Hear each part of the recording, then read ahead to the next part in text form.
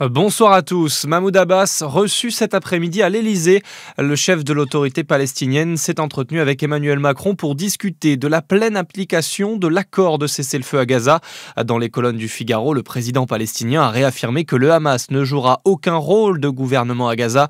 Une visite critiquée par l'ambassade israélienne en France qui estime que cette venue va marginaliser le pays dans la recherche de solutions pour l'avenir du Moyen-Orient. Ce 11 novembre, comme chaque jour, souvenons-nous les mots d'Emmanuel Macron sur son compte X après cette journée marquée par les commémorations de l'armistice de 1918. Jeudi, le président de la République rendra hommage aux 130 victimes des attentats du 13 novembre en Île-de-France en se présentant sur les lieux visés par les attentats des djihadistes. Une adolescente de 17 ans transportée en urgence absolue à l'hôpital d'Orléans.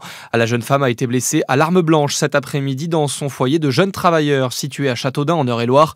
Un jeune homme, lui aussi mineur, présent au moment des faits, a été interpellé. Une enquête a été ouverte pour homicide volontaire. Une autre enquête pour tentative d'assassinat ouverte cette fois dans l'Allier après l'explosion hier après-midi d'un colis piégé à Montluçon. Le paquet déposé dans une boîte aux lettres d'une agence d'assurance a fait un blessé. Son expéditeur reste à ce jour inconnu.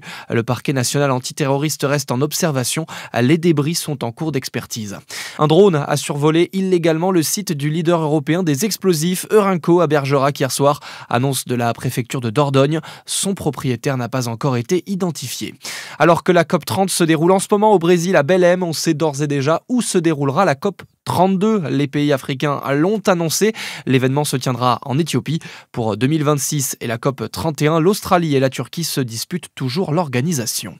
Et puis la suite des phases de groupe des ATP Finals à Turin, dernier tournoi de la saison entre les 8 meilleurs joueurs de tennis de l'année.